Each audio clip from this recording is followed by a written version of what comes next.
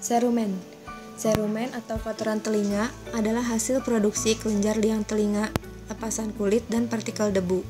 Warnanya coklat kehitaman, umumnya lunak. Ada yang kering dan keras sehingga sulit dikeluarkan. Jika berwarna putih dan gatal, curigai jamur. Jika ada nanah keluar, curigai conge. Cerumen umumnya di sepertiga luar telinga, namun bisa mengembang menutup liang telinga, menyebabkan ketulian ringan dan sedang. Survei di Indonesia menunjukkan 30-50% anak SD mengidap cerumen yang mengganggu pendengaran dan proses belajar. Telinga punya cara sendiri membersihkan diri, dibantu gerak rahang sangat mengunyah, tidak perlu dibersihkan. Jika telinga rasa terganggu, jangan dikorek, periksakan ke puskesmas atau ke dokter. Otitis media supuratif kronik. OMSK atau conge dapat menyebabkan ketulian. Conge adalah peradangan rongga telinga tengah disertai cairan atau nanah yang keluar melalui gendang telinga yang berlubang.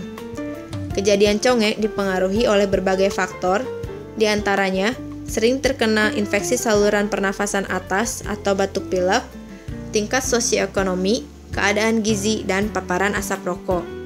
Di Indonesia, diperkirakan 3,1% penduduk menderita conge, yang 25%-nya terjadi pada anak-anak, terutama balita. Komplikasi conge dapat berupa ketulian, muka mencong akibat kelumpuhan saraf wajah, dan yang berbahaya adalah radang otak akibat infeksi yang menyebar ke otak dan diakhiri kematian. Gejala komplikasi ke otak dapat berupa kejang, sakit kepala hebat, penurunan kesadaran, demam, mual, dan muntah. Pengobatan, pemberian obat atau operasi. Operasi bertujuan mengeluarkan nanah, jaringan rusak, agar penyakit sembuh dan tidak berlanjut dan menyebabkan komplikasi berbahaya.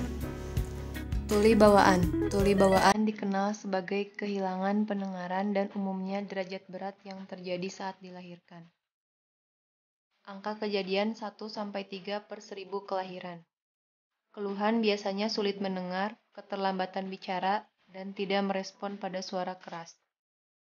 Faktor resiko terdiri dari riwayat tuli pada keluarga sejak lahir, infeksi selama kehamilan, kelainan anatomi, berat lahir kurang dari 1.500 gram, bayi kuning, radang seraput otak, distres nafas, penggunaan ventilator, terapi dengan efek samping ototoksis, dan cacat fisik dengan sindroma tertentu. Noise-induced hearing loss. Bising sebabkan tuli. Kerusakan organ pendengaran di telinga dalam akibat pajanan suara keras yang dapat berasal dari pemakaian gadget volume keras, lalu lintas, pabrik dan industri. Ketulian pada pekerja pabrik dan industri terjadi karena pekerja tidak memakai pelindung telinga. Diskotik dan musik.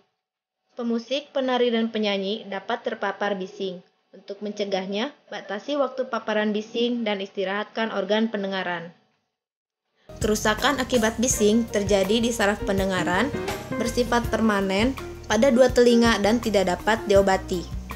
Hindari tempat bising demi menjaga kesehatan pendengaran. Presbikusis, tuli usia tua. Tuli usia tua terjadi akibat degenerasi penuaan organ pendengaran. Ini adalah tuli saraf sensorineural pada kedua telinga.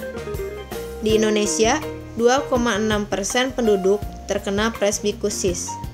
Gejalanya adalah sulit mendengar pembicaraan di telepon, percakapan di tempat ramai, tidak paham apa yang didengar, dan timbul suara berdenging. Dapat pula terjadi gangguan komunikasi yang dapat membuat pasien depresi dan frustasi. Presbikusis adalah proses alami dan tidak ada obatnya, namun dapat ditolong dengan penggunaan alat bantu dengar.